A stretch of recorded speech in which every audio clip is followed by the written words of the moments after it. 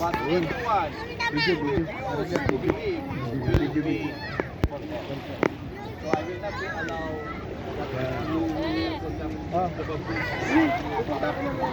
Baptism. First is to put in your heart that you believe that you will baptize. Sabi, water baptism is the fundamental of the righteousness. That is the requirement of the righteousness. Guys, no, baptism ha, ng born again. So this is the fundamental requirement. Sabi doon ay baptism is synonymous of being in the body. Ano ba yung baptism? The Lord no longer to us to go to the burial of the cross or to the very your guilt. Yan, sabi ko doon. Pagdating dito sa Corinthians 12:13, some of us are Jew, some of us is Gentile. Some are slave and some are free.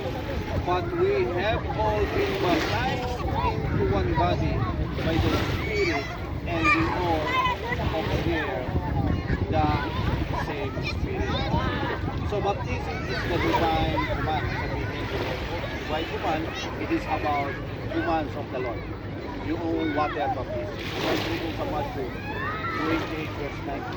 Therefore, go and make disciples of all the nations, baptizing them in the name of the Father and the Son and the Holy Spirit. Sabi doon, baptize them in the name of the Father, Son, and the Holy Spirit. Sabi ko doon. Okay? So baptism is about, in Acts 2:41, them that received His word were baptized, and there were added into them in the day and the 3,000 souls. Pagdating sa Acts 8:12, sabi ko doon, but when they believed as he preached the things concern the baptism of God and the name of Jesus Christ spoke. Amen. Okay.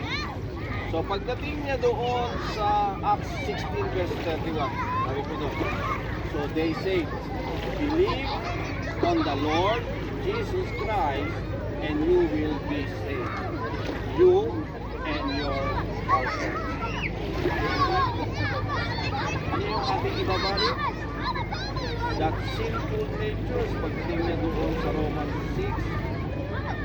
Romans 6:3, sabi nga pa doon, or have you forgotten that when we were joined with Christ Jesus in baptism, we turned into the dead.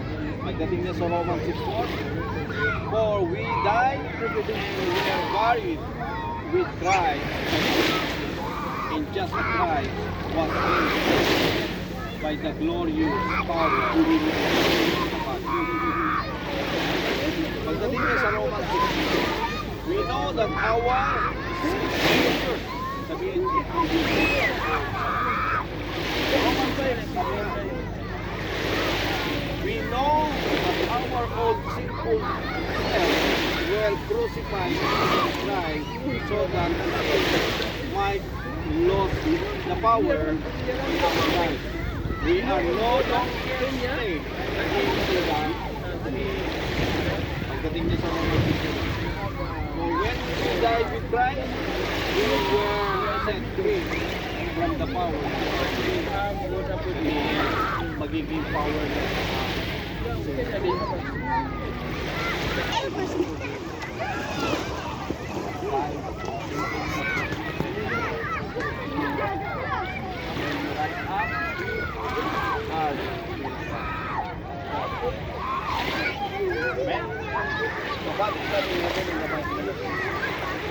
I bless this element of the water to symbolize the filling up any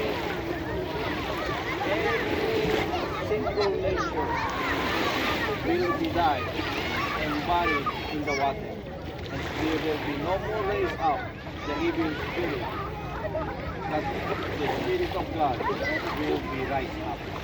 So thank you, Father, for this element of this water. That use this as the manifestation of transformation, as the manifestation of this our brother and sister to be saved.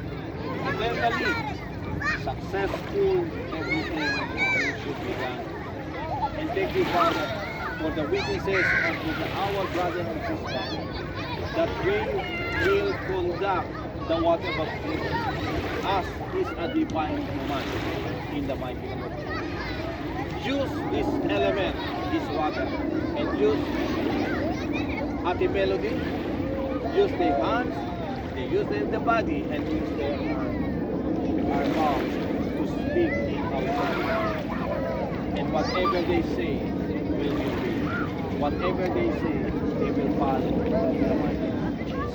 Whatever we say, feel and die, we will all the Father, we magnify your name in Jesus' name. The Lord, angel of the Lord, protect. And let them be on fire. Let them be manifestation and signs and wonders and more. Lord, transformation we require. We will follow you. We magnify your name in this particular. We will go now there. Okay, I will make the Ayan guys, pupunta kasi sila doon sa malayo. Doon sila lulubog sa tubig. Ayun.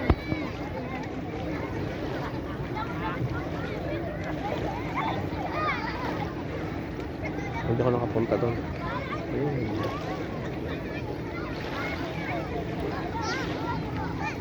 Malayo na kasi hindi ako pumunta eh.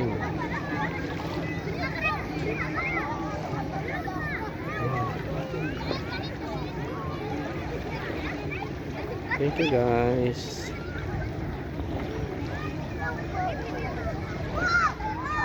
Ayun, tumigil ito. Ayun, malayo na sila.